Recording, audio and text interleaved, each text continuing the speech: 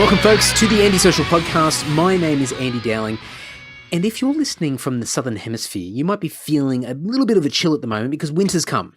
It has arrived. It's officially here, and I'm freezing my balls off. Well, I was, until I got a brand new Lord hoodie. That's right, folks, we have a brand new hoodie, a zippered hoodie. It's got the redemption artwork on the back. It's a really, really cool design. You can go over to lord.net.au and go and order that. I've got a bunch left, and I'll ship them out straight away to you, and I'll include some extra little goodies for you as well. But lord.net.au, and by the way, I play bass in the Australian metal band Lord. If you're trying to work out the connection there, how good am I with these intros? So you can go over to lord.net.au, and you can go and give all our music a shot, and you can go and buy some sweet merchandise as well. Now, in addition to playing in a heavy metal band, I also host the Self-Starter podcast, which is all about small business, self-employment, and freelancing. So if that's something that you're interested in, you can go over to selfstarter.com.au, or you can search for Self-Starter in the podcast player that you're listening to this podcast through. We're also on Whooshkaa for both the Andy-Social podcast and the Self-Starter podcast as well. So thank you to Corey over at Whooshkaa for hosting both podcasts for me. Very good. Now, one other little bit of spam for you guys. Now, don't fast forward, whatever you do. I use an app called Raise, R-A-I-Z, and it used to be called Acorns. And what it is, it's a micro investing app. And now I'll put a big fat disclaimer. I'm not a financial expert, I'm not a financial advisor. Go and get your own independent financial advice. Don't rely on me solely. Go and do your research and due diligence, if that's how you say it. But if you don't care about any of that and you're feeling a bit reckless, hit me up, because what it does is it invests your spare change. It's linked to your bank account. And so every time you spend money, it gradually takes little tiny bits of cents from your transactions and builds up your spare change and then invests it into the stock market. So, you're not going to make a hell of a lot of money. You're not going to be able to retire off this stuff, but it's a cool way to save a little bit of money on the side, and, you might get a little bit of a return. It's all spare change. So as I said, it's micro investing. But if you want to get involved with this and you want to check it out, and as I said before, go and do your own research, go and look it up, get all your professional advice before you make any decisions. But if you're interested, shoot me a message on Facebook, Instagram, or Twitter, or via the contact page over at andysocial.net, and I'll give you a referral link. And what that referral link does is it gives you $2.50, and it gives me $2.50 that goes straight into your Raise account and then goes towards being invested. So, it's spare change, it's a little bit of pocket money here and there. You know what? It's beer money, depending on, depends on how you look at it. So if you're interested and you want to learn more, go to, I think it's actually, this is really unplanned, guys. I just thought this would be a good idea to say at the beginning of this episode. Far out, Andy, come and get your shit together. You can go to raiseinvest.com.au. That's R-A-I-Z invest.com.au. Or just shoot me a message and I'll flick you a referral link and you can go and check it all out. And once you set up an account and you get your $2.50 for free, amazing, so much money, you can use that same referral link to then go and refer all your friends as well. So, you know what? It's something cool. If you're interested, hit me up. As I said before, go and do all of your proper research and, reading and seek professional advice. All right, enough of that. Jesus Christ, I felt dirty saying that. All right, let's cut to the chase. This week's shout out, if you're new to the podcast, each and every week, what I do is I do a shout out to somebody. I say thank you to somebody that supports this podcast. It's, a whole range of different things. They buy a t-shirt, they leave a review on Facebook or Apple Podcasts or on Stitcher or wherever.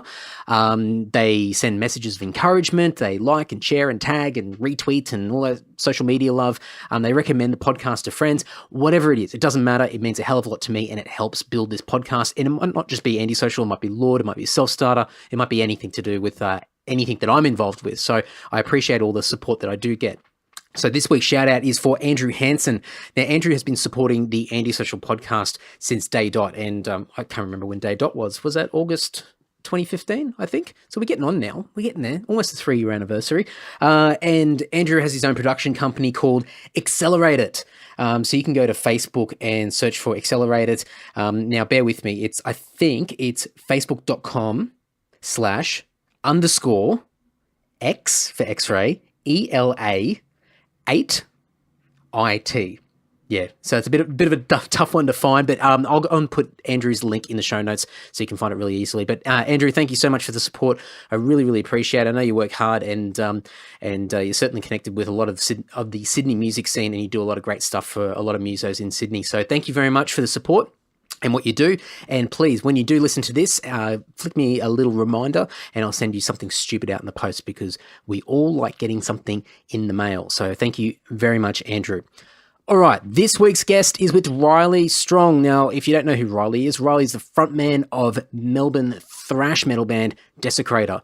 And this is an interesting chat because, okay, let me give some context here. We spoke for so long, I think all up it was well and truly over 2 hours. However, the first, I don't know, maybe half an hour or so of the chat is gone. It's missing. It does not exist anywhere.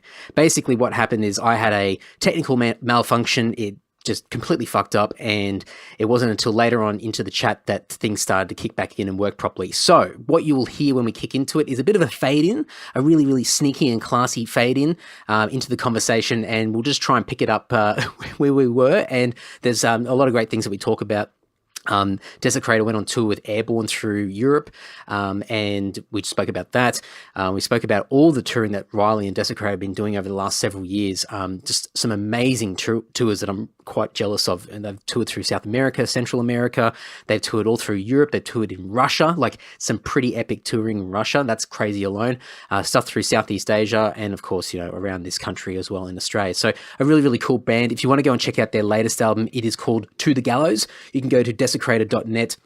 You can listen to their music. There's video clips on there. Their website's actually really, really cool. So go and check that out. That's desecrator.net. And then you can find them on Facebook. But I'll have all the links to all the Desecrator stuff, how to buy merch, go and listen to the music, go and check out all the video clips. Everything will be in the show notes over at andysocial.net, including every other piece of information that I crap on about. So enough of me. Enjoyed this really slick and classy fade in for this chat with Riley Strong of Desecrator. And people who have known us mainly in Australia would know that more than anyone else. We do have other releases out, we do have other music out, but we never sat down to do a proper studio release because we had gotten so busy touring, and we just kept going back out. The opportunities kept coming up. We kept looking for them. We kept being validated by them, and they kept happening. So it just kept getting sidelined. I mean, it was something that we always knew. We were like, we've got to stop at some point and get a record out, Like, we're getting all this a groundswell, but we've done it backwards. Normally bands get an album out and then go try and throw it at everyone, whereas we've got that many bootlegs, that many live releases, and that many skirts around the issue of an album that we kind of managed to bypass it for a bunch of years because we did get so addicted to being out there and kind of how it worked out there, because it's so fucking fantastic out there. Well, I think there's heaps of bands. I mean, going back to what you said before, by going back into like sort of a very old school way of approaching touring and promoting yourself and acting as a band, the fact that you guys have prioritized touring first and then built a catalog of tangible music to sell later on. It's very much like a lot of bands from the 70s and 80s where it was so hard to get a record deal. You'd go out on the road and prove yourself first, and then eventually you wait for someone from a label to see you, and then you get signed, and then you do the demos or whatever and build to an album. So I mean, you guys have done you're very true to the old school approach. Yeah, absolutely. I think I heard a thing on the radio the other day that like jumping out of genre, but REO Speedwagon they put together 11 albums before they had a hit. So they had 11 albums worth, and the years that it took to do that, of being just a touring, hard slogging band before they finally actually had a hit and cut a great deal. And that was the way bands were back then. You get a set together and you just go out and flog it to people until something stuck. You just keep throwing the shit at the wall until something sticks. And that was kind of, like, I don't want to act like it was a master plan or like this is exactly how we're going to do this type of plan. But at the same time, in 2008, when I put Desecrator together, like on the original vision, it was to be a live band. The statement was, I'm going to put a thrash metal band together. I want to go and play European festivals, and I want to play thrash metal. And it was all, the only thing we had in mind was how fast can we write some songs to get out play some gigs. So when it came to releasing the first record, it just made sense that it was a live album because, like, we want more people to come to our gigs. We want to get more gigs. So let's just show them what we do with every gig. So we put out a live album, and it just all seemed to be conducive at the time. I think that in Melbourne in particular at the time, there wasn't the Melbourne thrash scene that you hear about now. It didn't exist. It wasn't a thing. You know, when we started playing shows, we were mainly playing with death metal bands, and just kind of existing on people would compare us to the bands from the 80s and go, wow, I haven't heard anything like this since like Hobbs or since, you know, Persecution or someone from the 80s, or geez, you guys sound like a Mortal Sin or something. You know, we were getting all those types of references, but it was a time that for us, it made sense to just go, right, well, we're having all these reactions live that no one's really doing this right now where we are. So on a local level, let's just go. Let's just do it. Let's just see how people react. Let's get in front of as many people as we can. And that gave us a framework to just play tons of shows, like whether it was local, interstate. I mean, the first ever show we played was in Adelaide. And I did that on purpose. I was like, let's go and do an interstate first. Fuck playing a Melbourne show first. Anyone can play a Melbourne show, but if you want to stand out and get a Melbourne show, let's go to Adelaide instead. Just play over there. So we went and just played a gig at Adelaide, and then all of a sudden we got a bunch of Melbourne gigs because everyone's like, oh, they're doing stuff. And then you start doing stuff here, and then other people go, oh, we better get them up here. Then all of a sudden we hopped on the tour with Forbidden, which was our first national tour, and then we went around and did that, and all of a sudden the Smoke and Mirrors kind of start to grow, and this perception that Desecrator with this band that were doing more than everyone, that was, you know, this predates, I'm pretty sure King Parrot were only just playing their first couple of shows back then, and like the Melbourne metal scene that is so thriving now, it was still going through like an ebb and flow change from the death metal era, which was my youth, of going to shows like the Art House and venues like that, which was just grindcore and death metal and spades of it. So all of a sudden, some thrash metal was happening. In Malice's wake was starting to play thrash metal. Bands like that were doing it. And then like extreme metal bands, but in their own kind of hardcore way, like King Parrot was starting to pop up. So there was a whole lot of things happening. So to be timing-wise, to kind of fluke coming out of the point where we could stand out a bit more because we weren't neck and shoulders with a bunch of other bands doing the same thing, it kind of helped us create that okay, where that image of a band that was getting out there and doing it. And, you know, then couple that with big stage shows with big amp stacks and a backdrop and some extra lights and smoke, and all of a sudden we were headlining shows when we should have been opening the things. You know, it was a really kind of fast succession. I can't honestly tell you if it was benefiting us that much or beyond a night by night level, but it was sure making us feel like we were doing what we'd always wanted to do. So it was encouraging us to do it that way. And like to this day, you know, when people talk about the whole album coming out last year, you know, you've been around for 8 years or 9 years or whatever, and this is your first album, you know, have you done that on purpose? The thing that I like to try and communicate to people, especially young bands and kids who are coming up these days, is that where, like, as much as other bands have kind of done this recipe, this band's been almost proof that you don't have to follow the pattern that is currently in fashion of how you want to run your band. It's all, you know, when you start out, if you sit down and have a think about what your set of goals are, you know, what do you want to be as a band? Where do you want to go? What does being a band, you know, mean to you? That there are so many ways to skin that cat. You know, you can be a never live playing band who just releases music on platforms and gets all of the validation that you ever need in doing that. And that can be a great existence for the rest of your life. You can be a world touring band that barely gets released together in 8 years like us.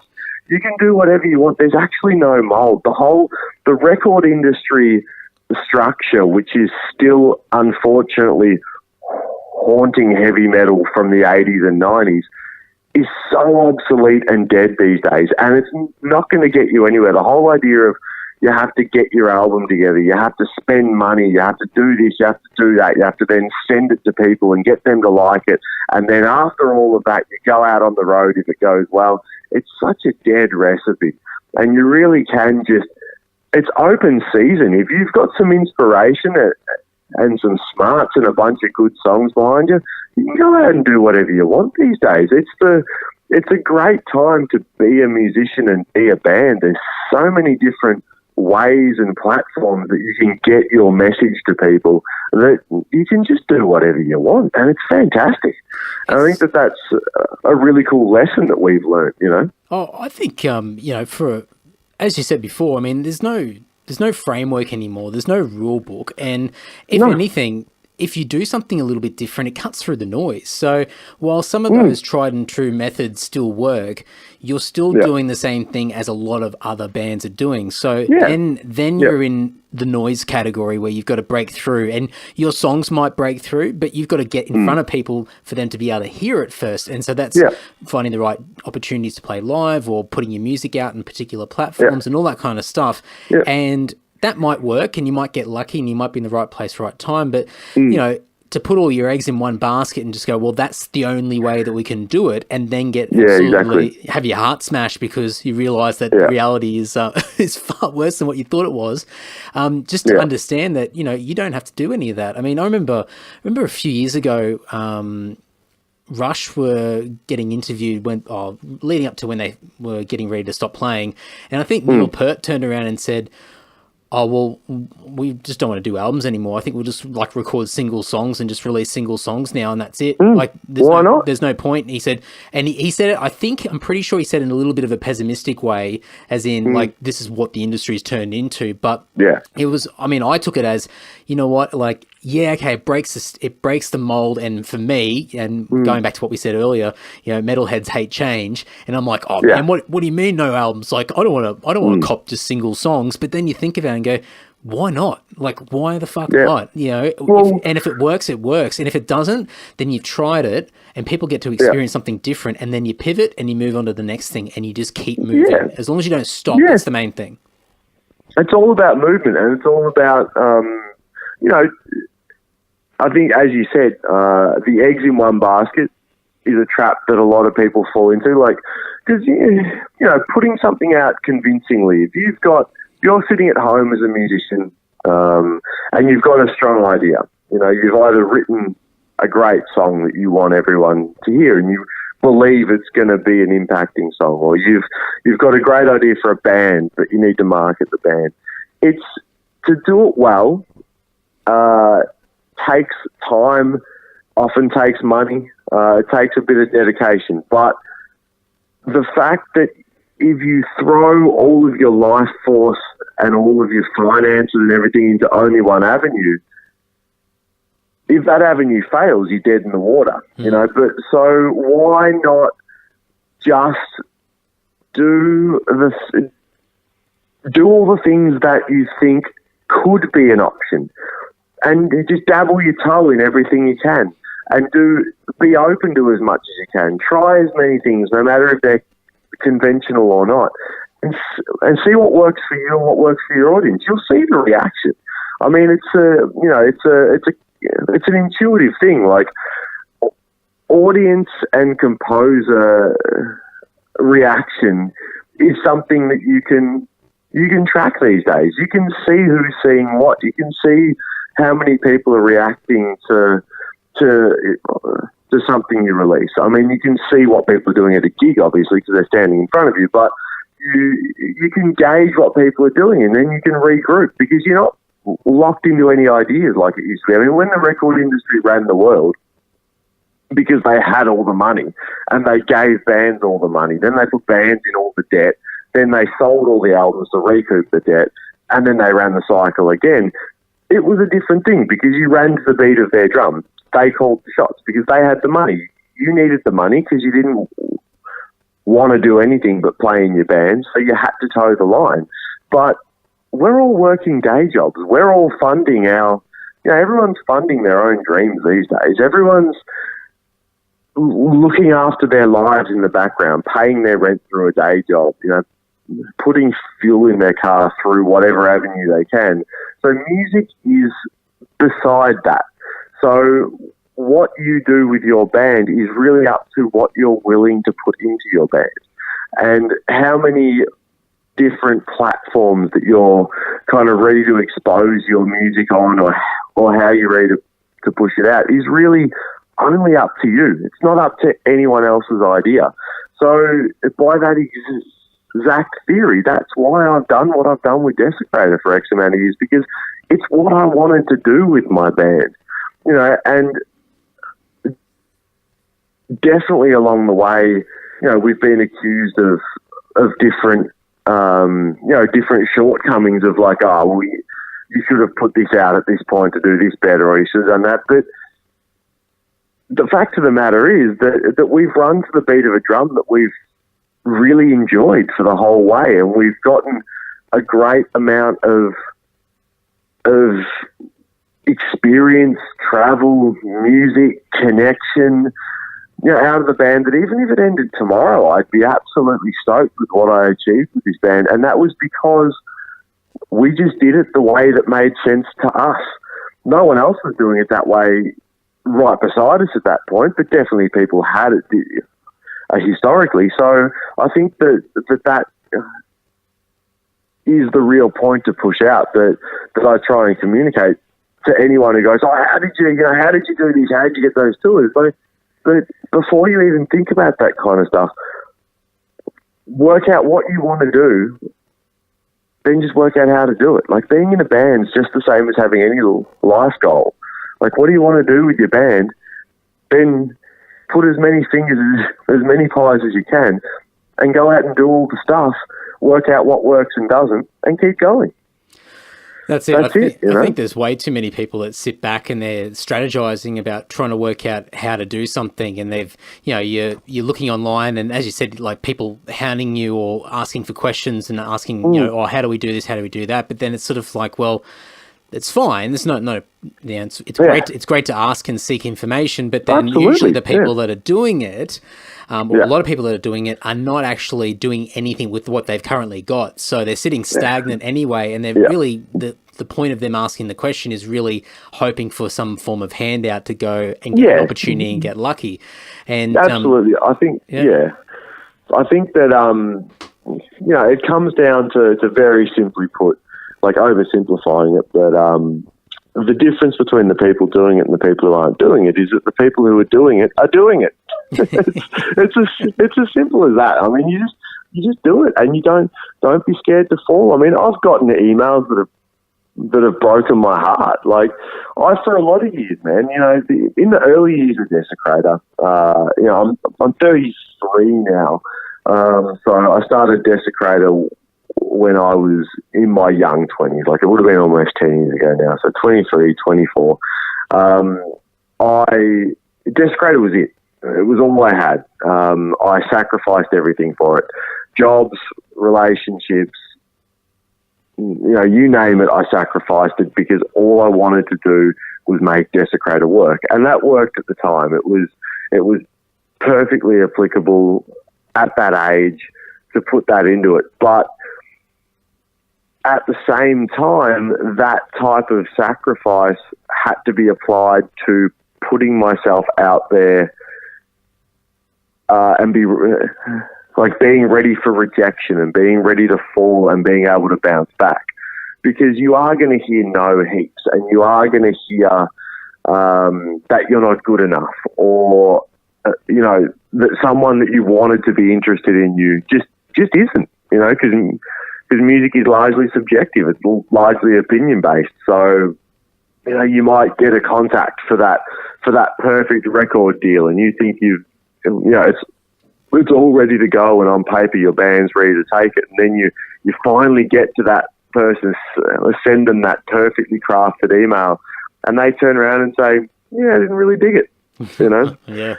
Like, because to them, it's just a flippant moment in their day. To you, it's a heart-rending part of so many years, you know, of being prepared to finally send that email. But you have to be ready to take that in your stride, you know. And I think that a lot of younger bands aren't as prepared for that as maybe bands used to be. I think that rejection is not getting easier for the younger set. And I think that it's something that you have to be absolutely prepared for, is that along with some yeses that will absolutely change your life and make you feel 10 foot tall, you're going to get a lot of no's. You know, you're going to get a lot of, no, that doesn't work, or no, we're not interested in you, or yeah, not the right time, email me next year, you know. And you're going to have to be able to bounce back, and you're going to have to not have your life fall apart in that same time. Something that came up for us as a band, and we've been through a few different members now. The whole of, I'm pretty sure the whole of my band has turned around since its conception. And something that's come up for Desecrator over the years is, it's one thing when you're young to be prepared to fuck over your life for music, to leave that job, to leave that girl, to put yourself in debt, to do all those short-term things at the chance of living a dream. But it's another thing to not fuck over your life, but still do those things. And that's a vastly deeper commitment to music. It's one thing to be committed to saying, yeah, I don't care what gets in the way, I'm just going to piss it off and go and play in my band. But it's another thing to say, I'm going to commit to living a life that will facilitate me doing what I want to do with music. I'm going to commit to finding a job that I don't have to quit to do those things. I'm going to commit to having a relationship that will last, so that when I'm emotionally destroyed from 36 shows in 39 days, I've got someone to come home to.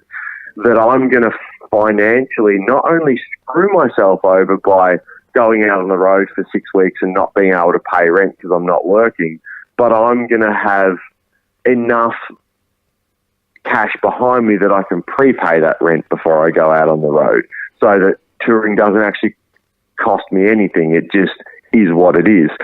That's a whole different level of commitment, and that's a lot harder to find because it takes a lot of hard work, ongoing hard work and maturity that musicians and artists often don't know is involved when they sign up to wanting to be a rock star. So I think that in that same way that that bands kind of, especially younger bands, kind of wanting the recipe though, like wanting to know how you do these things and wanting the recipe to get out there and to get that kind of opportunity, it's more important that they go, right, am I even ready that if the opportunity turned up today that I could take it? And if I did take it, could I take it more than once so that I could follow it up? Or is this a pipe dream that even if I do it once, I'm going to come back destroyed and that's it? Because how many bands have you seen over the years who have gotten their chance, blown everything on one roll of the dice, and then not been able to follow it up, and they disappear for 5 years or whatever to try and recuperate? But the fact is, I've always said, if you go to Europe, be prepared to do it twice. Then go the third time so you actually get known. The fourth tour, you might be lucky and it might be really successful. And by the fifth time, if you don't have a following, give up. Yeah, that's right. Go somewhere else. But if you don't get to 5, don't waste your money on 1 because it's just a pipe dream, you know?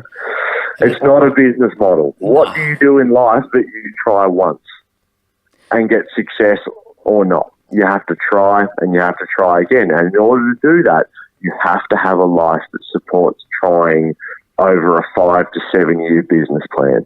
And I think that's the most important thing that being a band member and a cohesive part of a group and a team, you need to be a stable person and have a stable life. And if you can't commit to that, then you're not actually, no matter how fast you can sweep stick, no matter how fast your blast beats are, you're not a good band member. Well, you just burn out, don't you? The what? You just burn out. Yeah, well, exactly. You do. You burn yourself out, you become jaded, and you join the ever-growing list of unhappy people who can play their instrument really well, which we all know. Tons of people like that, you know, and they're phenomenal musicians, but because they haven't had everything else around that amazing talent, it's just what it is on a local level, you know, and that's fine too if that's your goal set, but admit to yourself that's your goal set, you know, see your limitations, you know, because being in a band and being in an international band, being like running your band as a constantly existing, growing, touring kind of entity, it takes a lot of upkeep that I don't think that, look, I didn't understand it when I got into it. I guess that I was just prepared for it. Like I was ready for whatever it took. So I learned on the job and I was able to formulate what was happening enough to kind of roll my jaw with the punches so I didn't break my jaw while I was getting hit type of thing. But to a lot of people, they're just not prepared for it. And when it hits them, it just takes them to pieces, you know. And that can be the make or break of a band, just like that, you know. Well, I think one of the things with you anyway, just from my perspective, is that no matter whether it was day one or day now, you know, everything that you're doing, you're enjoying the process. Like you enjoy every single step of the way, and it's the show where fuck all people show up. It's the show that you're playing out like in some farm town out in Russia. You're playing in Brazil. You break your leg. You're doing all these things, but you love every single moment of it because it's all part of the story. It's a part of the bigger picture, and it's that whole journey. And I think a lot of people lose it because they're always thinking about getting on that massive tour and playing in front of that massive crowd, and anything between now and then is crap, and I'm not going to enjoy it until I get to that point. And then some of them get really lucky. They get a break, and then they do that big European or North American tour, or they get on a great support here in Australia and play in front of that massive crowd, and then they're left scratching their heads going, that wasn't everything. Next? Yeah, like I'm not feeling fulfilled. And then my dreams didn't come true. Absolutely. Yeah, and even if they get that spot, the next thing they have to do after that spot is follow it up, and that's normally a much smaller show because they have to do it on their own legs. So they're back to what they're viewing as crap. And look, I mean, I guess a lot of people who have a lot of drive and aspiration for their, you know, whatever their project is. I've been guilty in the past of being so fixed on what is the next big hurdle that I miss, like I'm not present in a lot of moments. And that's something that I've learned with age, is to be present in every moment, because every moment of a band is the story of the band. Absolutely. The few great achievements under lights are a very small part of it, and you'll learn that very quickly, that all the in-between stuff is actually the story and the life force of the band. And if you cannot be present and take joy out of those moments, then you're not going to get enough validation from it in those small underlight, you know, like key times to justify it all anyway. Like if you don't enjoy the process, then the payoff is never going to be enough. It's never going to be enough. We don't get to play enough shows to massive crowds under lights to validate seeing the other stuff as crap. You know, it'll never fill the void we have in our hearts of wanting to become true. But if we enjoy every moment along the way, if we enjoy the shitty plane flights, the delirious laughter at the airports, the fucking the broken ankle in Brazil after falling off a table. You know, like all those moments, if you enjoy them, then you're the richest man in the world in a band. Like, your band is the best place you could ever be. And it never stops being that, that pure strain, garage, teenage, how excited am I that I can play Creeping Death on electric guitar moment. You know what I mean? Like, it never, like, going back to that pure joy of, like, oh, you're my mate and you've got a bass and I've got a guitar. Let's learn a song together. And the first time you play the intro riff and you both get it right together and you're like, we're basically Slayer, you know, and you have all those dreams of like, oh, imagine if our other mate could play the drums, and it all kind of just, all these little fantasies turn into these great dreams. I don't think that feeling, that raw, cutting-edge feeling has to leave. Like, I think you can find it in every part of being in a band if you know where to look. If you know how to be in the moment, and if you know how to enjoy it, you can find it in all those backwater places. You can find it in all those shitty backstages with overflowing fucking toilets. You can find it sleeping on a fucking pool table in South America. You can find it almost side-swiping a fucking truck on an icy highway in Russia. You can find it with a machine gun being pointed at you on the edge of a favela because the promoter hasn't paid off the fucking the local gangs as well as the police for your show to go on. Please tell me that story. There's a lot of... Man, in Brazil, it was commonplace. So we were playing a show it was the outskirts of Rio. We're playing this little cafe joint.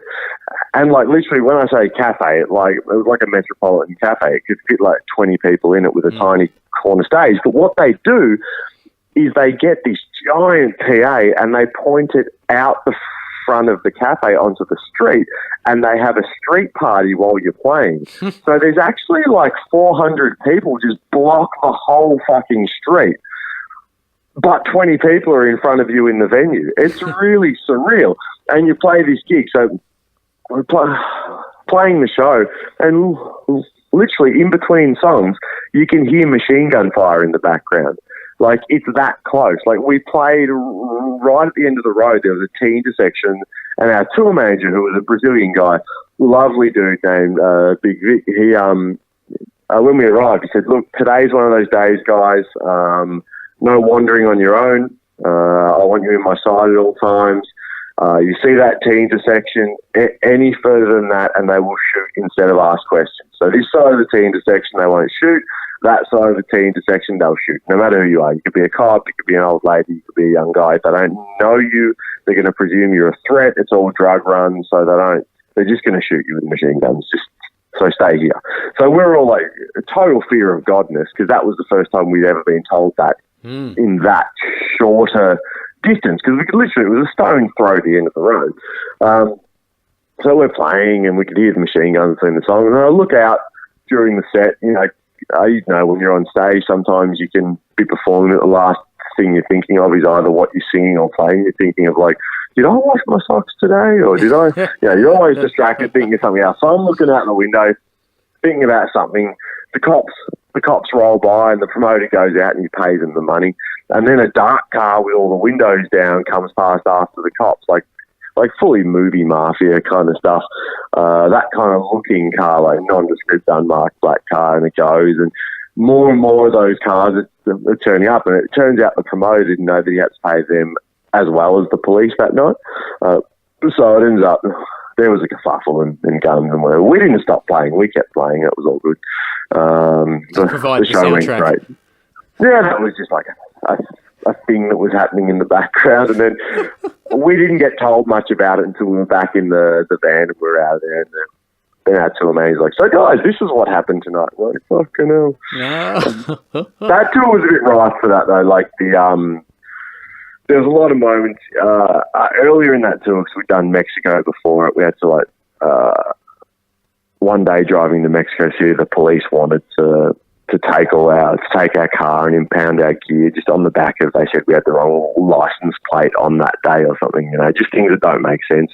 They wanted to get like 8,000 pesos out of us as a bribe. So we were traveling with a Mexican band and they managed to beat them down to like 2,000, which I think is a couple $100 Aussie bucks, and then they let us keep our car, but we ended up having to park at an underground car park because we were sure they were going to follow us and just arrest us again, then get taxis with the gear to the gig, play the gig, taxis back, get the vans out in the middle of the night, and then drive out of Mexico City. Like, we were playing gigs where there was roads that we could only drive during the day because the cartel controlled them at night. The army patrolled them during the day, but at night the cartel control them, they kidnap people and ransom them and stuff. So a lot of the tour routing was done based on day driving. We couldn't do the after show overnight driving. So I was like, no, we've got to stay here tonight. So eat up, have a drink, we'll rest up. We're like, why? We could just go. It's only a couple of hours. We could stay in the place. We're like, no, we definitely get our heads chopped off. We're definitely going tomorrow. So all these things, they're all just, they're all a part of the process. As we were just saying, they're like, you could see that as like, geez, that tour was fucked. But I see it as like, that was an amazing time. Like, that was life experience. There's no way I would have had that happen. Like, there's no way that I would have had all those experiences without this band. And that's what those stories make this band's life. And for those few, I've got 50 more. You know what I mean? Like, that's the culmination of what is my life and what Desecrator has been, and that's something that has been because of the way we decided to run the band and what we decided to be was the priority of the band. I think it's great. Like, I really enjoy it, There's enough people out there that we don't play many shows to no one. We get to go to lots of places. Every time we release a record, whether it's through us or a small label, people seem to buy it. The next record's going to be something that hopefully is our best to date, and people kind of hop on board and agree. There's a bunch of labels umming and ahhing, so that excitement's still there even at that point. So, all those small factors add up to the enjoyment of why the fuck would I want to do anything else? I mean, that's what's different compared to a lot of other people, is that, your motivation of doing it is very different to what, potentially other people's motivation is, and for you guys, I mean, I know just from personal experience what I've got out of touring over the years, and it's a character building exercise, especially when you're doing a DIY, and you're going through a whole range of different emotions on a day-to-day basis in quick succession. And, you're having what you said earlier about validation and having, that moment on stage where, that whole day of potential shit of, losing things and waiting and sitting around scratching your balls and wondering what's going on. And then you finally get on stage for what might only be half an hour or if you're lucky, an hour or something like that. And it's all worth it. And absolutely. It all absolves. Yeah. But the other thing is that all the other stuff that you put up with to get to that point is just as valuable, and they create stories, it creates resilience, it creates all this great character building stuff that makes you a better person. And a lot of people don't live in the moment enough to really understand what they're getting out of it. And I think, what you guys are doing is on another level again, as far as putting yourselves, and I'm not saying you guys are deliberately putting yourselves into really extreme situations, but you guys are getting out there and you're doing it at a level where, and you mentioned this earlier in the piece, where you go into places where people haven't had an opportunity to experience anything like this before, and so you get a better emotional reaction from the people that come to see you, and those are going to be the shows that stand out in your later years in life. No doubt some of the bigger shows will have some imprint in your mind, in your memory, but the crazy ones, I mean, these stories that you've got, they're the ones that are going to stick. They're going to be the lasting ones, and they're the things that are going to make your life important to you, because you've learned something, you've become a better person, you've got appreciation for the simple things that we've got in life that we take for granted. There's so many positives that you can take out of these experiences. Yeah, totally. And I think that's a big part about, I have this discussion with a lot of the musicians that that I hang out with. I call it the over 30s club because so many musicians, and I did the same thing. I'm guilty of this as much as anyone else. When you're young, 30 seems really old, and when you're young, you really think that your 20s are it. If you haven't reached some level of stardom by 30, then you're going to give up. That's like a really common thing for musicians to be saying, well, if I haven't, I'll grow up at 30, I'll stop at 30. I'll stop doing it then. I'll stop, I'll go out and get a real job at 30 if I haven't made it. That's like a really common statement. But, and it really does divide the men and boys because people hit that 30 and turning 30 is no different to 29 or 31. It's just a birthday, but there's pressure put on it because we perceive there's pressure put on it and we put the pressure on ourselves from it. But once you break that barrier and once you kind of evaluate that you are in it for the long haul and that music is going to mean something to you beyond an age bracket and beyond the social norm of when you might be able to do it before you need to knuckle down and get a mortgage and all those kind of things that you're apparently not allowed to have when you're in a band. Yeah. But when you break that barrier, you start to, I believe anyway, this is mainly speaking from what happened to me because I went through a bit of a struggle with the 30 bracket, and I started to evaluate what music meant to me and what my motivations were, what my reasons were. Was I happy?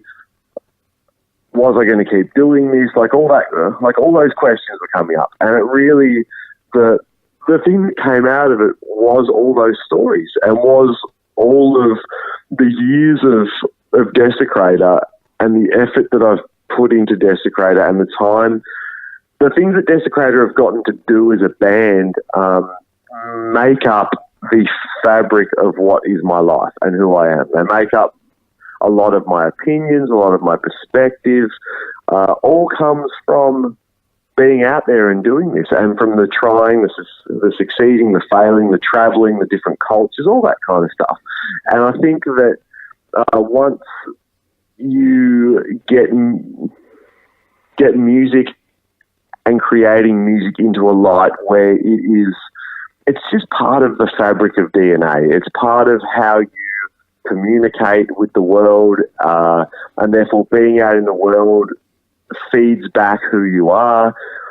And once that transaction gets back to that more pure form, like I was talking about, that exciting form that it started at, and all this shit is cut away of, I have to make it, I have to do this, then your goal set and your mindset can be heaps more open to, it can be open and flexible, it can be whatever you want it to be. And you can sit down. I remember having this conversation with the band after we got back from the Brazil tour, from the one where I smashed my ankle. I was on crutches, I couldn't walk.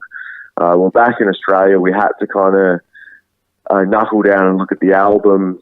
We're kind of burnt out from a lot of touring. Like everyone was really fried mentally and physically. I sat down with the guys and said, all right, so what do you want to do?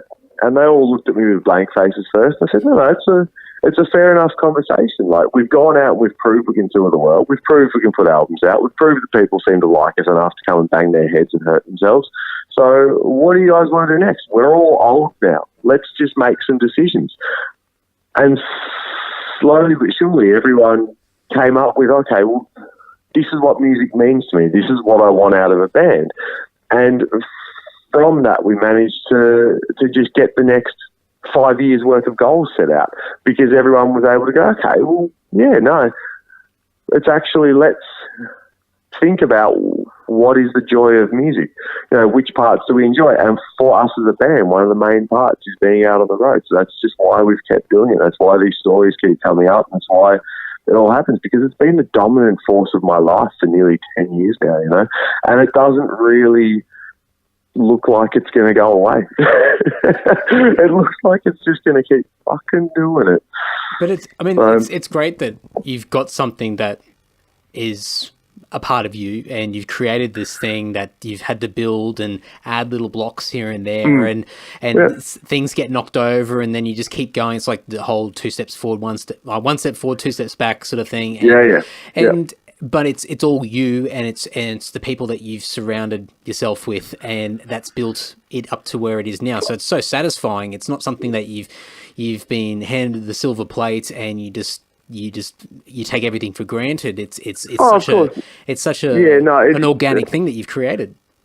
We really do see it as a very blue collar band. Like, it's a very working class kind of constant maintenance band. And I think what you just said, it touches on it perfectly, is for this to equal a life and not just part of life. Because that's the thing, is that the Desecrator has majoritively been a dominant guiding part of my life, not just an outlet to the side of other things I do.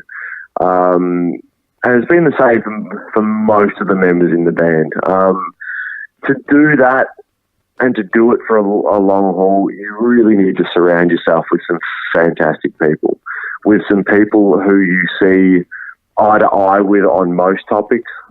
End of the day, you're always going to disagree on some stuff, but people that you can glue with but then make up with, the people that you share a vision, or in our case, in our specific case, who believe in your vision. People who can come in for the long haul, because they're the ones who, when you think you're going to die that night, they're with you. They're the ones when you're about to walk out on stage to 3,500 people in Paris, they're enjoying it with you. But it's all together. And I've been really lucky with Desecrator. I've been really blessed that I've had thoroughly good people believe, like, share my belief in this band, they share my belief in this vision, and have joined in and made it their vision and added it to in that way, and have been that kind of pure strain, of people doing it for the right reason. I mean, I'm sure part of that is how I select them, but they have to come along in the first place for me to be able to say, yeah, you're the right guy. And they have, and that's been a saving grace of this band. Even though that we've been through members because they've reached the end of their natural lifespan, not because of many other factors. Some people's lifespan in music is longer than others.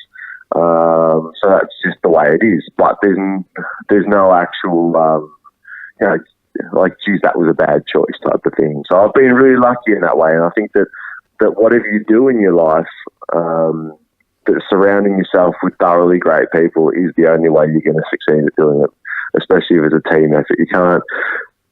No man. I was having this conversation with a mate of mine just the other night, and his biggest saying is, "No man is an island."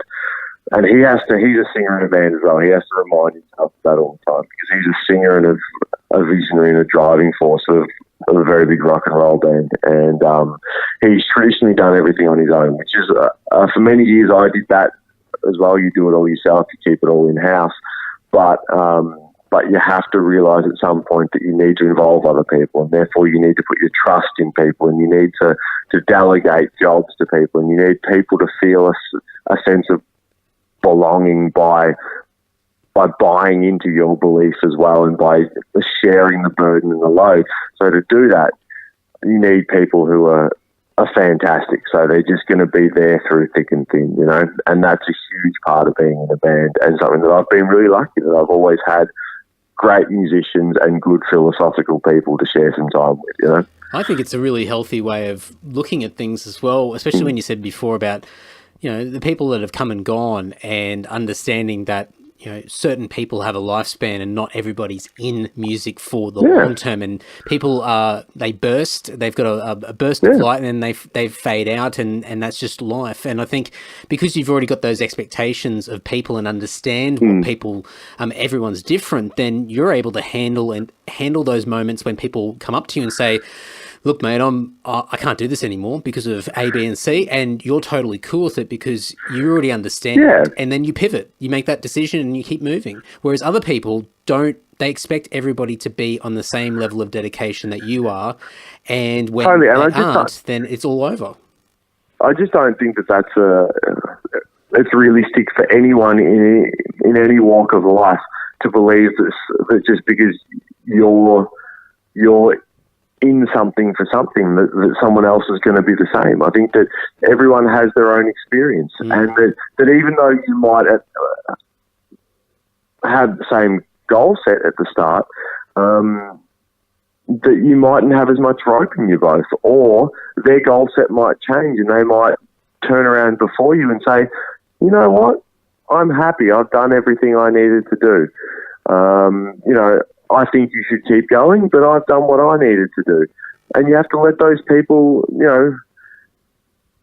be at their own pace and be able to walk away at their own pace. That's important as well. And I think that to be in a band that exists on a working class level or an independent level or a completely looked after level, that you have to understand that's going to be part of it, because challenges are always going to arise and people's goals are going to change.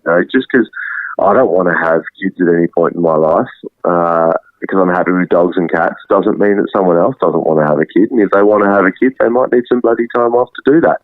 So I can't expect them to align with my values on everything as well as heavy metal. So you have to understand that you have to work with people. And sometimes it's frustrating as hell when you want to do something or an opportunity's come up and someone else is like, no, but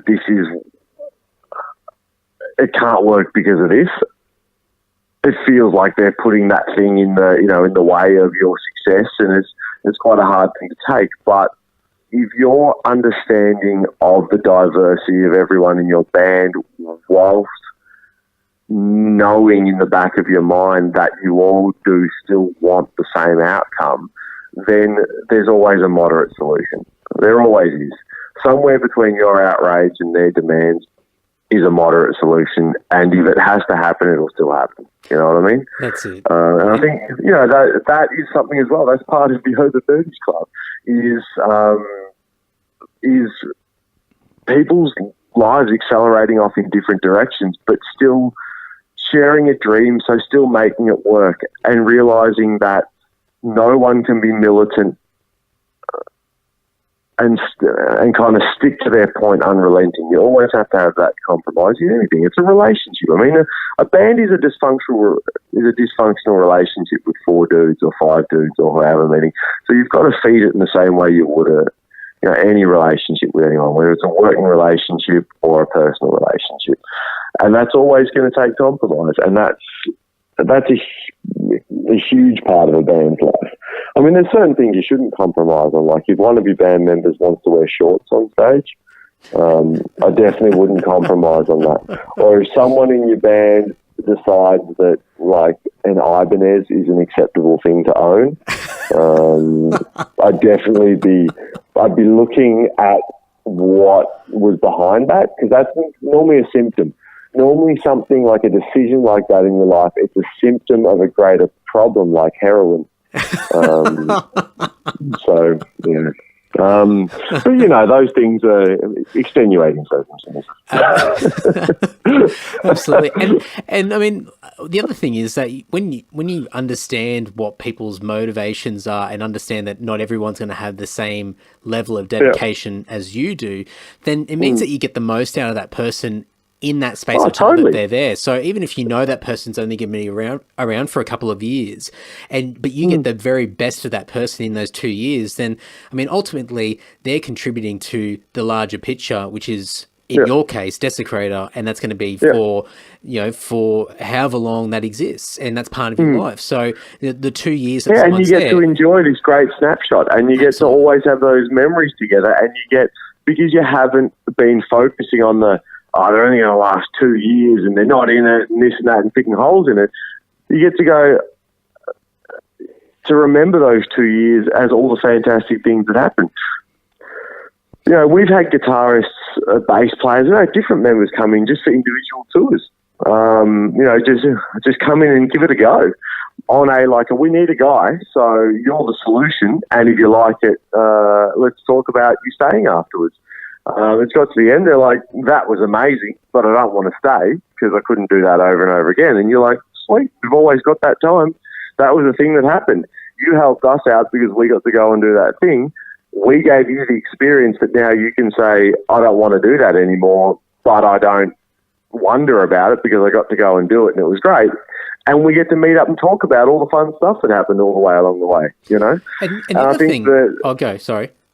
Yeah, go. Oh, I was just going to say, the thing that you've alluded to a few times here, and I don't know, you might have actually mentioned it, but I mean, the way that your band is, and every band should be this way anyway, the band's a business, but I mean, a lot of the way that you describe the band and the functionality of it all is very sort of business-like in the sense that when someone is employed to work for a company and they're there for a couple of weeks or a couple of months or a couple of years, no matter how long they're there for, you hope that they're contributing because in music, we're not always able to pay someone, but in a business, we pay someone to do a job and you expect them to do the best job possible. But part of that is you give them everything they possibly can. And then when they walk away, saying that they had an experience, they got what they needed out of it. But then whenever that business name is mentioned in conversation anywhere else, you've got somebody out there that's saying great things about you as well.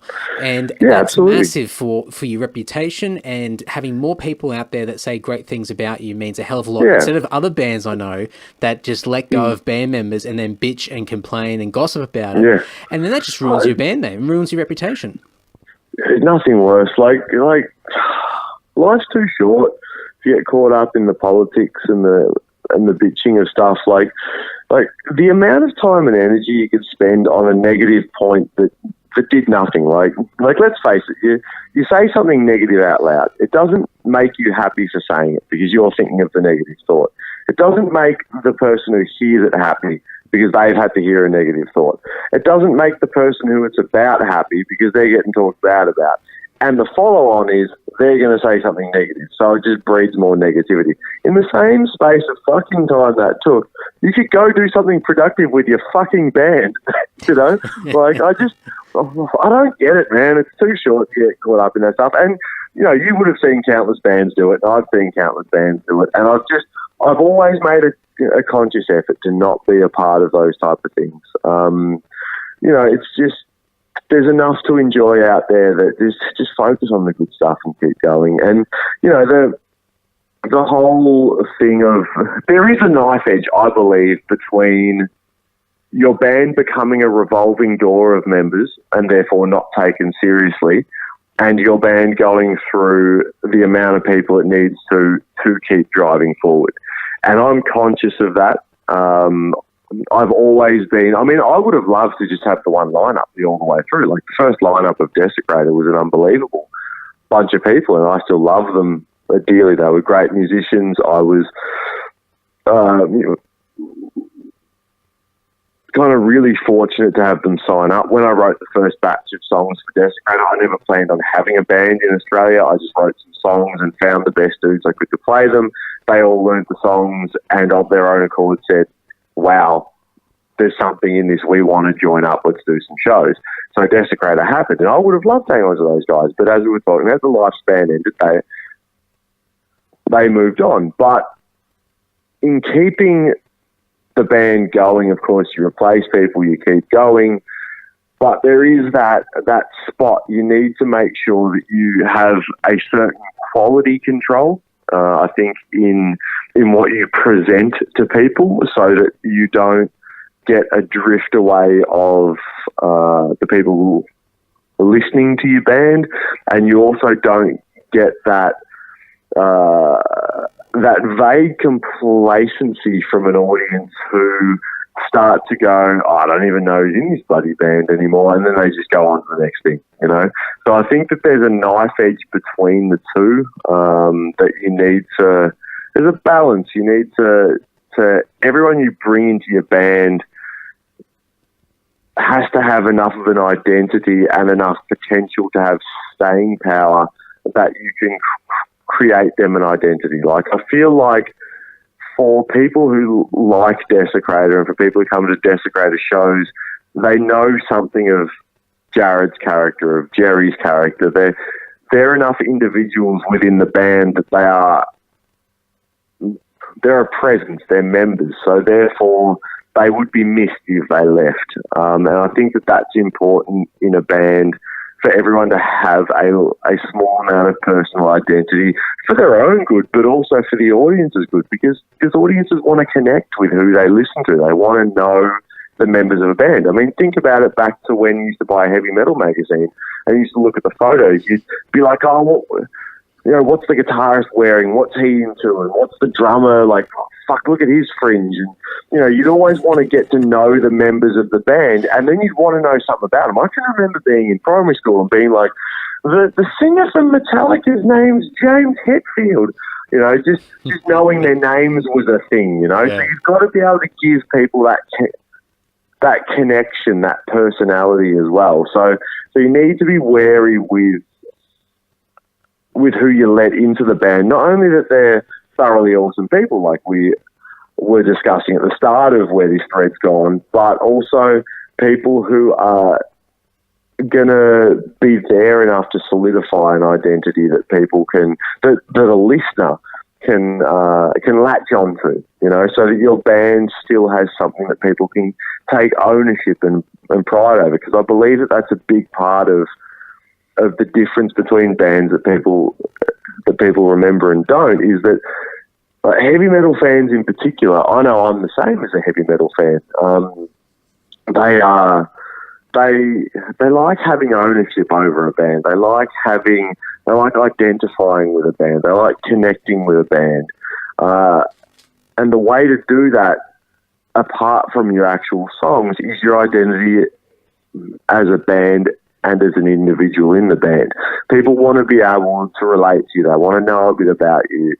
Especially if you go out, like touring in Russia, one of the biggest things for us was the amount of conversation we had to have after a show every night. People just want to know everything about you, because you come from a totally different land and place. So as members of a band, you need to have a strong enough identity that people can be interested in that, and that I believe can take something away from it and go, yeah, wow, that dude from Desecrator, he had this to say about this and that to say about that. And, so they can go not only on a song level, but when they put your album on, they can remember that experience as well.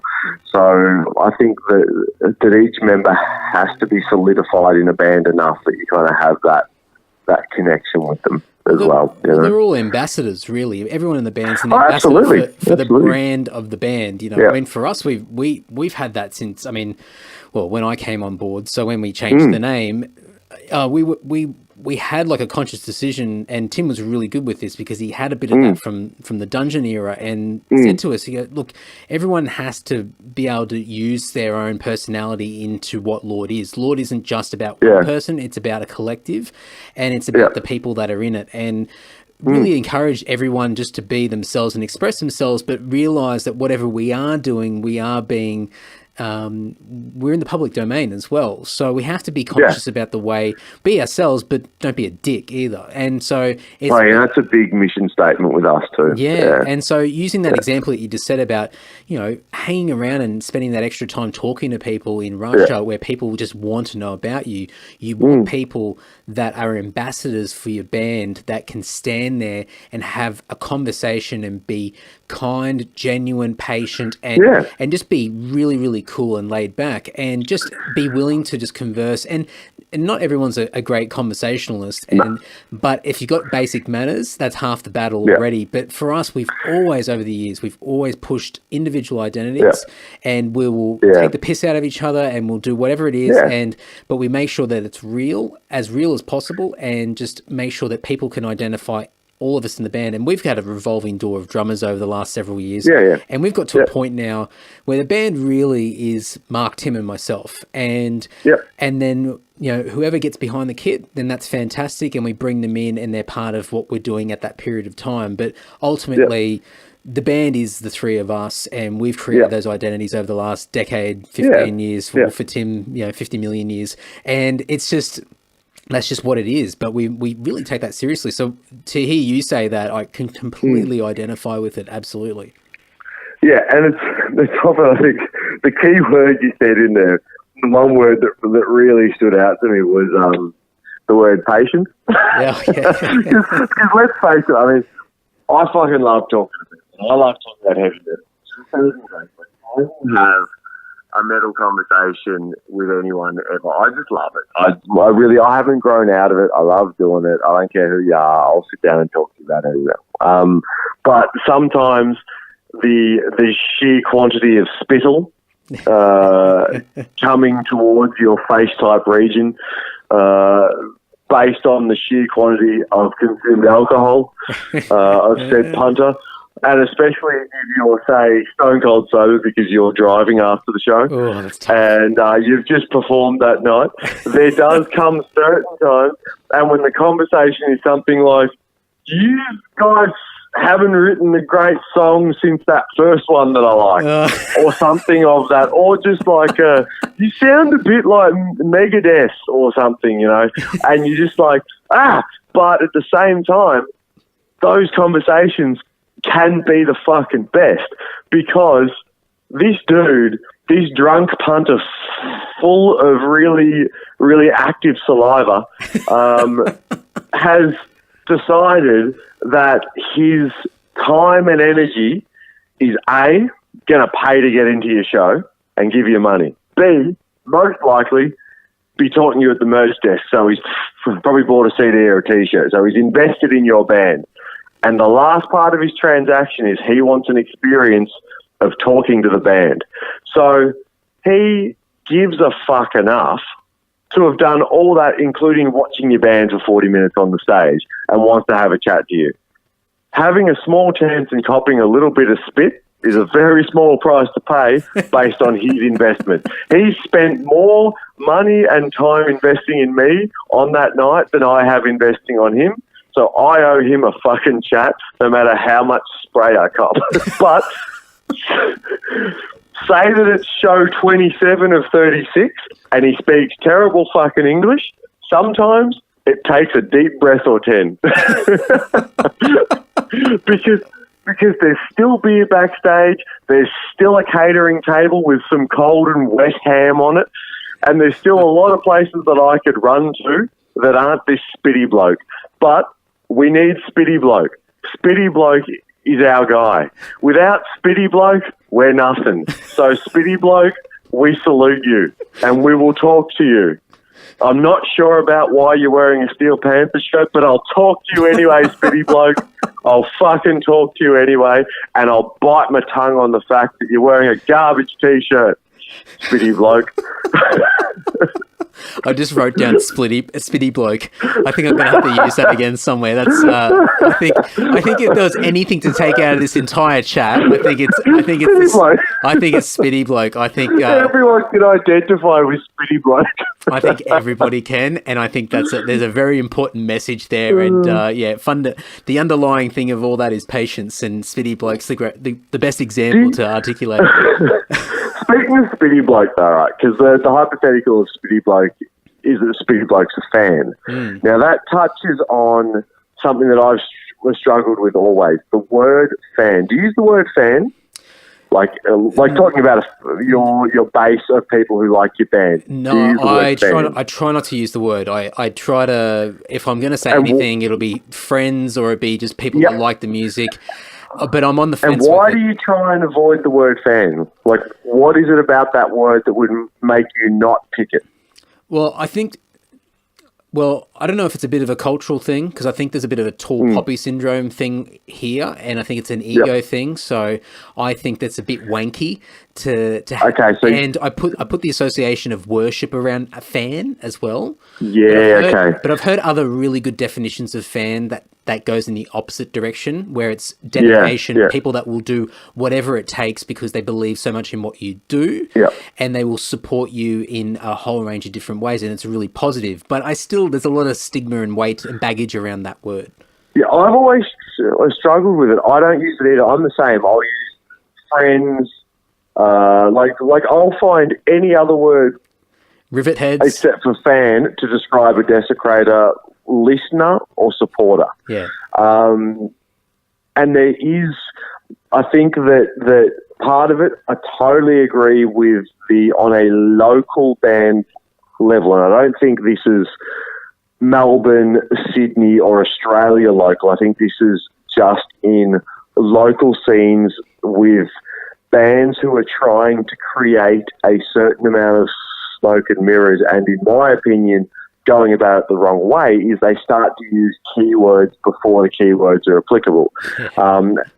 And one often used one is fan. They refer to their fans, and their fans are, at that point, their fans are normally 30 of their mates.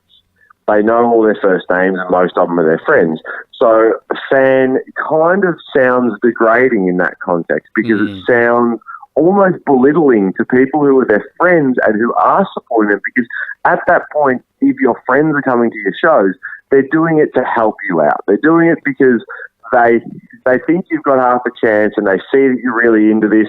It's like going to watch your friends play sport because their sporting event's really important. You're supporting them in what they're doing and they're giving it a go. So to then call them a fan, because I guess fan implies a massive of people that you do not know individually. So to put that term on a local level to people you do know is kind of like, oh, we thought we were your mates, but now we're just your fans kind of thing. And that never shook off with me. So I find it really fucking hard to use the word. Like even if I was saying Desecrator fans in Russia, which would be a perfectly, I think, applicable term for people who dug my band, who own my band's album, and who would come and watch us again. That's an applicable term for it, but I feel yuck about saying it. I feel like I should say, like, all the guys we met in Russia, or like our pals over in Russia. Like, I don't know. I think that it's hard to use the word. I see it as a kind of dirty word, and I think that it comes also from, like, I see the band, the crowd dynamic of the band being the entity that plays music. So we perform on stage under lights. We write songs that we want the people to react to. So in that original form, most music came from storytelling through song or from entertainment in a kingly court. So in a lot of ways, I see the band as kind of the jester of the night. Like, we're doing the juggling act. The crowd have paid to get in to show us their attention. So therefore, we're putting on a show to seek their approval, to get their reaction, to then convert them into being on our side and favourable to us, so that we can survive on all levels, like monetary or just playing a grouse gig and feeling awesome about it, whatever. So the crowd are kind of the ones calling the shots. Because if the crowd hate it and walk out, it's a shit gig. But if the crowd get heaps into it and hang off the roof, it's a sick gig. So the crowd are therefore in charge of how night by night it goes, and they're the ones in charge of whether they tell their friends or come back or whatever. Therefore, calling them, again, the fans of the band, it seems strange to call them something that isn't the dominant in charge. Like you'd almost call them the leaders in a way, you know? Yeah. Like, I don't know, it's strange. And I only bring it up because it's something that every time I see a band write it, I struggle with it. So I don't know, I don't think it's wrong, and I don't think less of a band who just call their fans, because it's an applicable term for your group of people who are into your band. But I personally just find it awkward. I find it really strange. I think it's better used as a verb, as a doing word, where it's like, I'm a fan of something. Like instead of absolutely. Me having the noun, the naming word, as me being identified as a fan. And I think using it as a singular to yourself, like using it applicable to yourself is a very positive use of it. Yeah, so you got friends that are a fan of what you do. It's still a little bit weird. I would just still say they're just friends that support. I use support instead of something like that. Yeah. But I think it just comes down to the context. And I think for what you guys do and your whole your code of ethics of what Desecrator is all about, using that word is just. It's just not appropriate, because it just doesn't make sense in the context of what you guys have created. And then maybe there might be other bands out there where that label works a little bit better in their context. But I get it. I'm on the same page as you, and I struggle with it. And I've heard other people stumble around that word, and I've heard some good definitions of people explaining it in a really, really positive way. But I think, and I've only sort of just worked this out, verbalizing it now, where I think if it's used in a way of describing someone's actions rather than what somebody is, then I think that sits a lot better. I think that is the best I've heard it articulated. I'm glad we touched on it. I'm glad we got there. Like, I feel comfortable that the word has a positive application now. Because I'm definitely a fan of heaps of stuff. Yeah, absolutely. Like, I'm a fan of Ugg boots, that's for sure. Like high ones too. Like, I'm not up for a slipper Ugg boot. They're crap. The turned over moccasin stuff. Nah. Well, what the fuck? Like, why am I leaving my ankle out of a party? Yeah. What? Like, the bridge of my foot, fucking freezing, gonna cramp, gonna die, the ankle perfectly warm. Don't need to cover that. Bullshit, you don't need to cover that. Give me a sock and a tube of insulated shit over it. I think that Ugg boots is higher. And when you get the hybrid Ugg boots, if you wear your skinny thrash jeans, which I don't know anything but skinny thrash jeans, and your Ugg boots, you look like Britney Spears did in the 2000s. Which is obviously a goal for most men with scullets like my haircut. I had my skullet trimmed last night. That was a big thing. People don't seem to.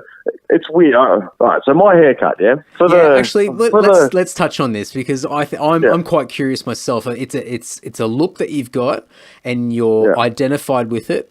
And tell me more.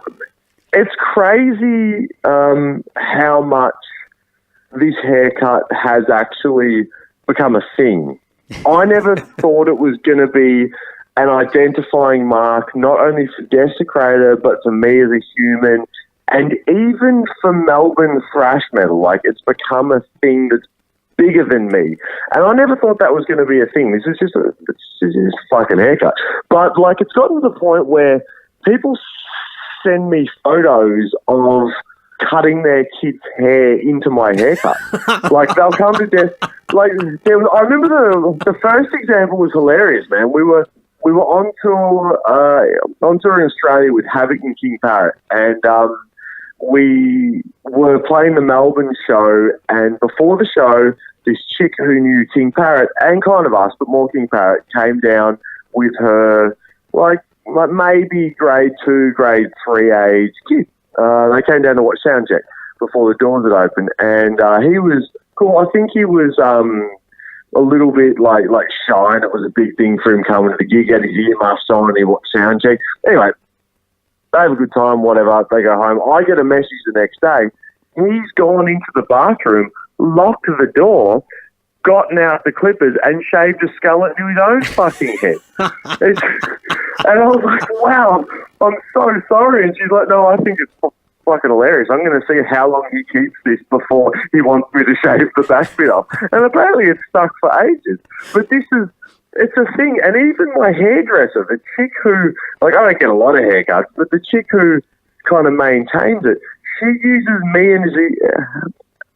as an example to when she gets young dudes in who don't know what to do with the fact they're going a bit bald, she uses me as a great example of here's a positive thing you can do with what hair you have left and still look like a tough bloke without just doing the eventual shave it all off. I've become a fucking spokesman for masculinity in male pattern baldness. It's insane. It's absolutely insane. So to explain it to anyone who's listening who hasn't seen my hair, a skullet is a mullet, but taken to the next extreme. So all I've got left is the fucking party at the back, and it's a hell of a party. It's down to my shoulder blades, and the rest is basically a skinhead or like a number one or a number two grown in. Look, man, it was fully. I had long hair for as long as I could have it. You look at all the early Desecrator shots. I got a full head of Dimebag Darrell curly hair, and I used to fucking love it. And but it ran out, as it does. And this was just something that, like, I remember I'd seen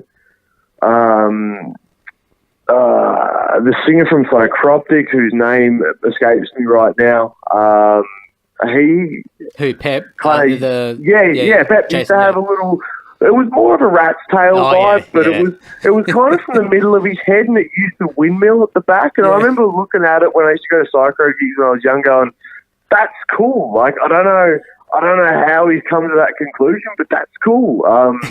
And Jason from the Wolves, who were a huge band in my upbringing. Like, I fucking loved that band when I was young. They were the main reason I wanted to play in an Australian heavy metal band. Jason from the Wolves had like a kind of the same as him. It was kind of more of a rat's tail vibe. And I'd seen a lot of crust punks and a lot of D-beat bands that kind of done you shave the front, you shave the side, and just kind of leave the back to be like a peacock's tail out the back of your head.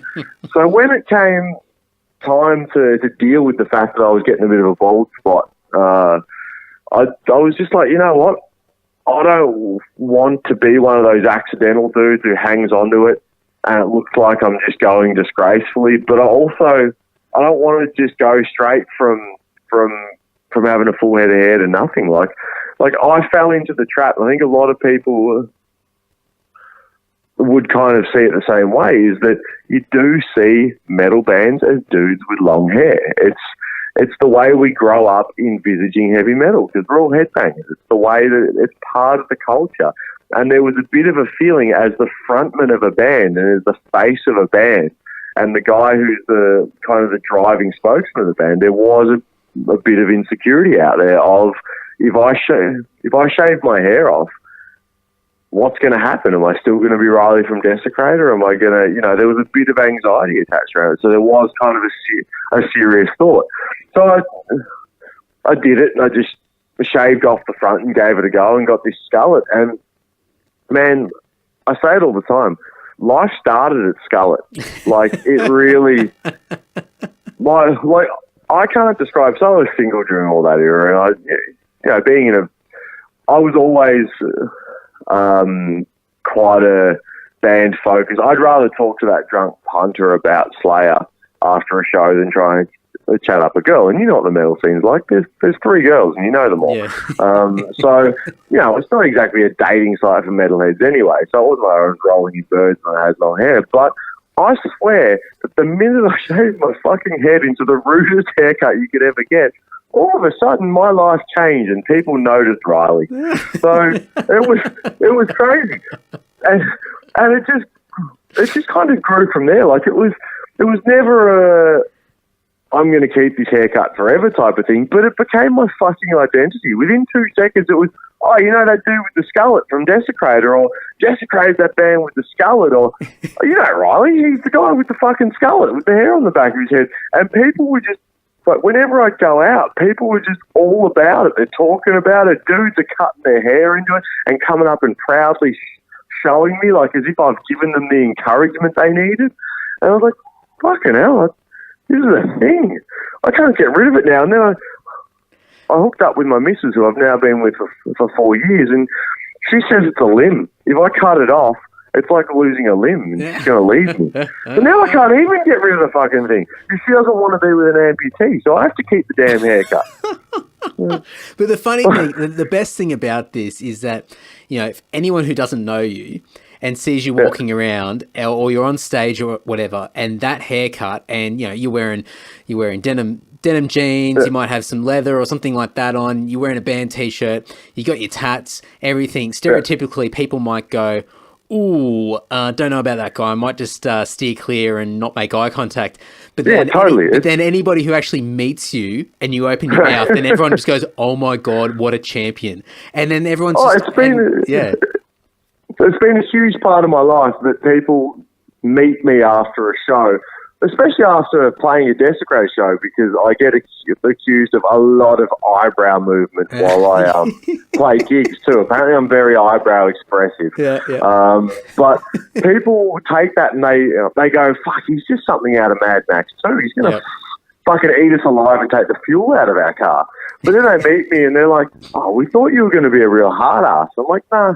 Not at all. I'm not even pretending I'm a hard ass. Like, if you piss me off, I'll tell you to get fucked. But short of that, I'll be lovely. I like a chat. Let's have a chat. If you want to, But it is all part of that, and it does help. We travel overseas and whatever, and people always come up with it and go, "What is this hair called? What is? I think this hair is very extreme for Australia." People always come up and ask about it, like, "What is?" So my standard line is, mate, I'll tell you about it. Right. So I got in a fight with a lawnmower, and the lawnmower, you should see the fucking lawnmower. Yeah. And every time it gets me out of it. Then by the time that's done, I'm like, buy a CD, fuck off. So, well, it's a good conversational starter. Yeah, exactly. But the skullet, look, it's just become part of me. So last night I got a trim, which is rare. But you've got to keep it healthy. That's the other thing. Like I kind of, because the only bit of my hair that's left is behind me. It's not my fucking problem. I can't see it.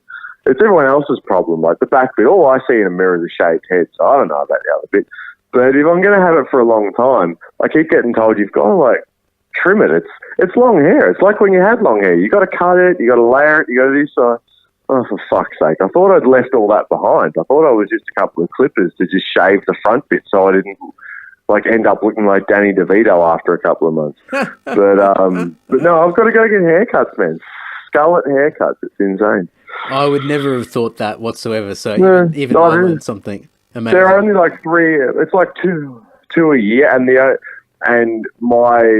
good friend of mine's, my girlfriend's a hairdresser, so at least it's going to a known quantity. And she thinks it's fucking hilarious. I drive 40 minutes to get to her salon. It takes her under 5 minutes to trim what's left of my fucking hair. And then she laughs. She says, all right, you're done. So you're going to charge me this time? She's like, I didn't do anything. It's 5 hairs on your fucking head. Oh, man, that's crazy. It goes back to what you said before about having identity in the band and having different personalities, and that's just one aspect of what you guys are all about, and it makes you guys unique, and it's a bit of fun, and it feeds into the identity of what the band is, and it's just, that's what bands try to work out themselves, and you just naturally just gone finding a character. I think that a big part of Desecrator's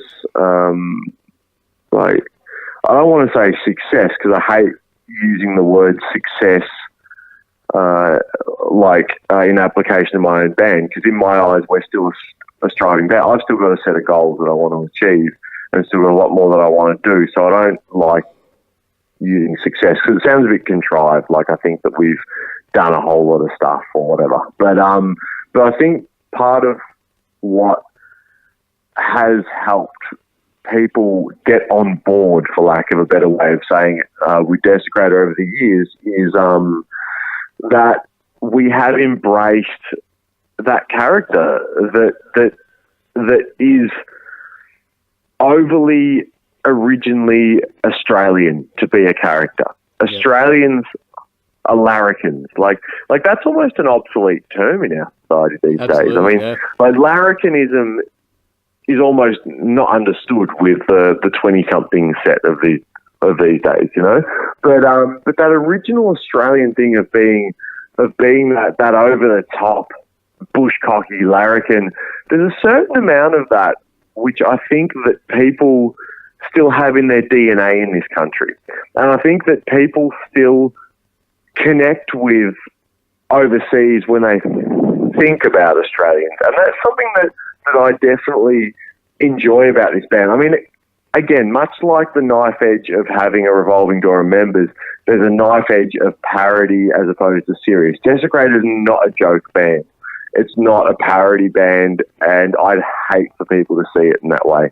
But there's a lot of wiggle room between serious, eat-your-face thrash metal and character reference within it, you know? Okay. I think, like if you think about the name Mad Max came up before. You think about the Mad Max films. They're very, very typically Australian in the same way I'm talking about it. In that they're both serious and affecting movies.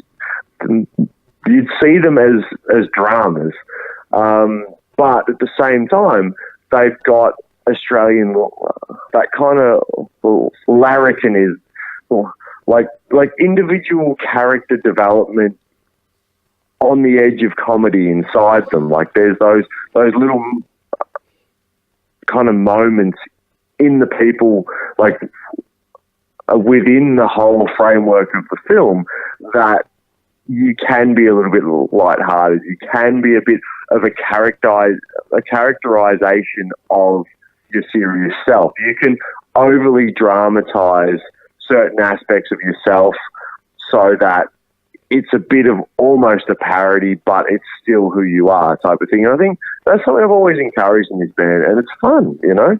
Like why not push it to the extreme, you know? It's a little bit of that taking the piss, isn't it? Like, just like, yeah. And not in an extreme way, but just a little bit of that where you're playing it up a little bit. Yeah, being able to have a laugh at yourself and take the piss and say, would you look at how tight my fucking pants are? Like, fucking hell, these pants are tight, but I'm still wearing the shit out of them, but they're tight, you know? And would you look at my fucking haircut? You don't have the balls to have a haircut like my haircut, but would you have a fucking look at it, you know? And I think that's important, and that's an endearing thing that the rest of the world identify with. We live in a serious fucking world. So I think we can be by stereotype.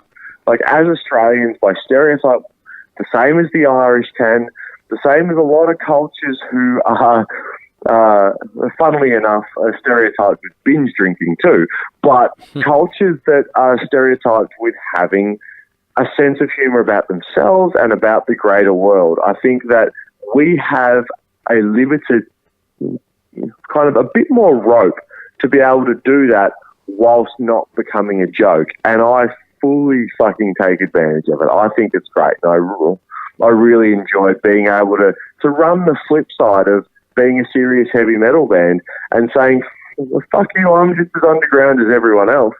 But also saying, but I can take the piss out of the fact that you're underground, you can't. You know? Like, it's a fun plane to exist on. It's a fun plane to be able to kind of play up and characterize what we are as heavy metal people, you know. I think it's just a great way of connecting with people. I think that's how probably a lot of metalheads get along, is that, you know, it's the pointing in the street of wearing like a similar T-shirt or a band that you like, and then, you know, drinking and having a good time and just, you know, joking. And you don't even have to. Sometimes when you see the person in that shirt, you don't even have to say nothing. You're just like, "Way!" You just look at each other and make a noise with each other. You're both really stoked. Yeah, and then you walk away and if you analyze the transaction, you're just like, what the fuck? I mean, how did we decide that we could do that to each other in the streets? Are two dudes in M&M shirts doing that? No, they're fucking stabbing each other. Like, it's so much fun to be a metalhead if you're looking for the fun part of it. And I think you're totally right. It's a great way to connect with people and to kind of meet people. At the same time, if you fucking make a joke out of my band, I will tear your fucking head off and feed it to you. Noted. I fucking dare you, world. There's a line, and don't cross it. Yeah, I dare you, fans. Oh man. Fucking hell. So what's? I mean, we mentioned this right at the start, and you're going through a bit of an uncomfortable period for yourself personally because you're so used to over the last several years being, gallivanting around the globe. But what's the rest of the year look like? Have you got plans for later in the year, or is this year going to be a bit of a planning sort of year for you guys? What's it look like? So this year has been a regroup year.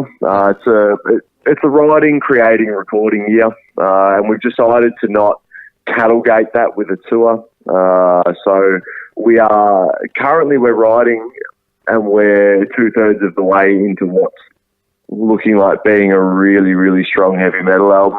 So we want to, like, there's a sense, and I don't quite know where it's coming from, but we all feel a sense that this album's a really important one. And it's something that's become a dramatic enough feeling between the band members that we talk about it openly now, about the importance of it. We don't quite know why yet, but it feels that way. So we're all in a mindset to pay respect to that by giving it whatever time frame it needs, which is really fucking hard and rare for us to say. But it feels like the time to say it, and it feels cool to say it, to be honest. It's scary, but it's cool. But so we're going to spend this year, we need to write and record the album that defines us, that really says this is exactly where we are and the foot that we want to put forward. There's plans already for what the tour cycle, I mean, typical Desecrator, we already know what we want to do with the product once it's out, even though we don't have the fucking product. But we already know where we want to go. So we've got big plans for next year, and there's already some penciled offers and things happening for 2019. So we've decided that 2018 is a great time for everyone to do a bit of maintenance in the background on their lives, on their family life, work life, and just get the stability back in our personal lives whilst we create a great album that we're super pumped on, to then go out and really stretch the fabric of how far we can go with it, from next year on. Because as we talked about before, and as you mentioned, this band does have a lot of business ethic to it. So we do plan, everything's planned in 5-year cycles. We sit down and we make 5-year business plans, and then within that we have a 2-year framework. We have our rollout of what an album to touring cycle is going to look like, and then of course we modify it as we go depending on what opportunities come up, what things don't pan out, and all that kind of stuff. So it really is, we've got a show coming up in late June at the Bendigo, which is just a local headliner for us in Melbourne, which is a rare thing, which is strange to say. Like historically, we were at that fucking joint every other month. Like, that was our home. And we play so many shows there. But at some point, we just stopped playing local shows. Like, we were doing so many shows overseas. We were playing a lot of international supports in Australia, and we just weren't doing locals anymore. It just seemed that it didn't pop up. So, and opportunities come up to play a local with a really cool lineup of younger bands that are doing stuff that we're really vibed on. Like, it's the first lineup that I've been involved in a while that all 3 other bands on it, I'm mega pumped to expose to anyone who comes. Like, it's really healthy thrash metal coming out, and it's a really exciting gig. So I've been really involved in organising that. We're going to do that. We've got a mystery guitarist, which is yet unannounced, who's going to play our set, which is a bit of a thing. Once the name comes out, it's a bit of a, I think it's a bit of a, well, I'm excited. I'll say that much. Like, I'm excited at who it is, and it's someone from a place that people will recognise. So it's going to be a fun thing, and I'm really excited to play a local show. It's going to be cool. We've got a festival up in Brisbane, the Dead of Winter in in July, and that's like, apart from those shows, we're not going out and seeking them this year. If if shows come in, then we're definitely taking them. But I'm not actively booking the band at the moment because we really want to focus on the record, and we really just want to explore this feeling of importance that we have for a record, because we've never fucking had that feeling for a record before. Like we've always known, you've got to bring out an amazing record because you want to get signed, you want to do this, you want to go to the next point. But I don't know, this feeling at the moment, it just has a lot of weight on it, and we're all the like me, Jared, and Jerry, we've got this great feeling of this needs to take as long as it takes. Like the riffs are coming fast and thick at the moment, and it's all sounding really cool, and everyone's really pumped. But even if it starts to slow, that we've got to pay at the time of day, because it feels like we're onto something. So again, because of the way that we are lucky enough to have engineered this band, that it is based on our goal sets and our time frames, we are just going to focus on it, man. Hopefully it'll be done, shopped and released by someone exciting by the end of the year. We've got a lot of labels looking in from overseas since that Airborne exposure was really great for us.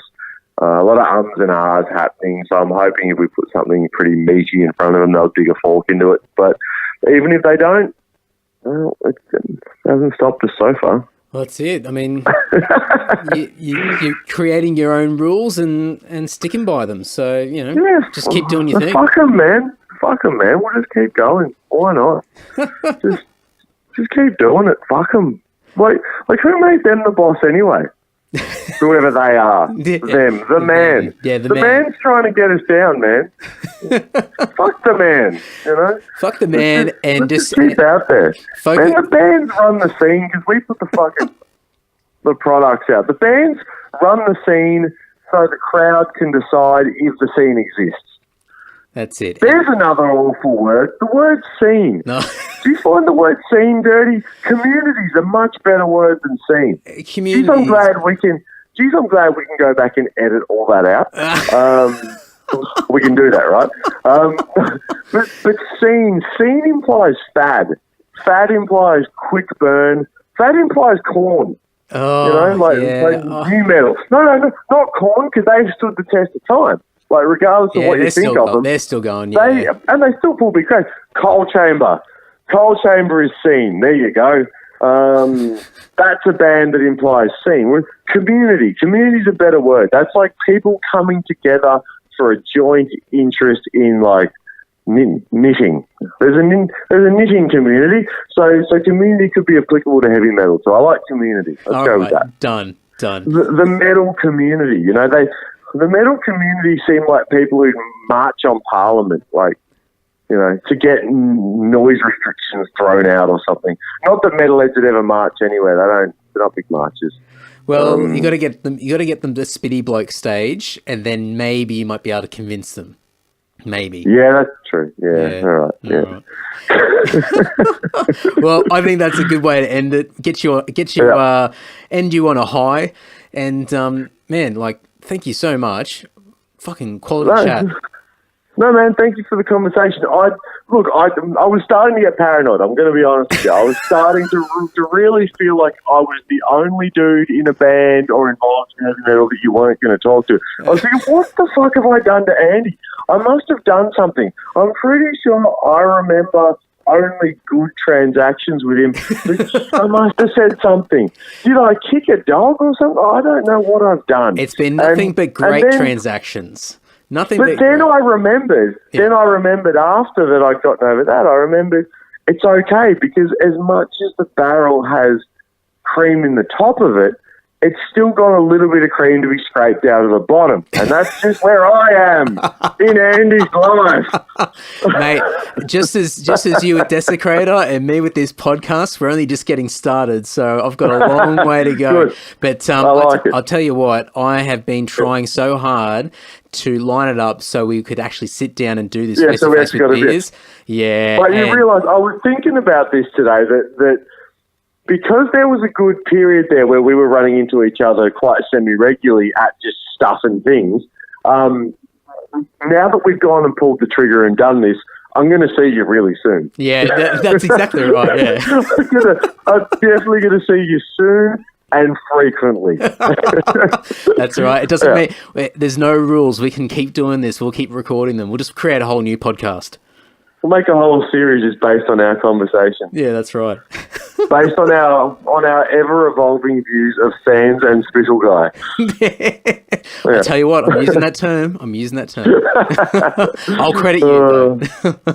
Gutsy, man. Thanks for the chat, though. I appreciate it, man. I fucking love it. It's been a good Friday night for me. Yep, tops. All right, man. Take care. Thanks, folks. What a legend. Thanks, Riley. Really appreciate the time that you gave. And if you want to learn more about Riley and Desecrator, you can go to desecrator.net. You can search for Desecrator on Facebook and YouTube. There's heaps and heaps of stuff. As I said, their website's really, really cool. But as always, if you want to just find everything in one central place, you can just go to the show notes over at andysocial.net. Nice and easy for your convenience, of course. So that's it, guys. Another week is wrapped up. Thank you so much. I appreciate all the support, as always. I have been bulk recording like a madman over the last couple of weeks. So I have so many episodes in the bag. I'm ready to unleash them in the coming weeks, and some really, really cool and definitely some out there guests. So I won't reveal too much, but stay tuned. There's a lot of good stuff coming. So thank you so much for the support. As always, if you want to support the podcast, all the social media love, sharing stuff around, recommending the podcast to mates, and buying t-shirts, leaving reviews, all that kind of stuff. It just means a hell of a lot to me. But the fact that you are listening to me crap on right now, thank you very much. And until next week, guys, take care. Ta-ta.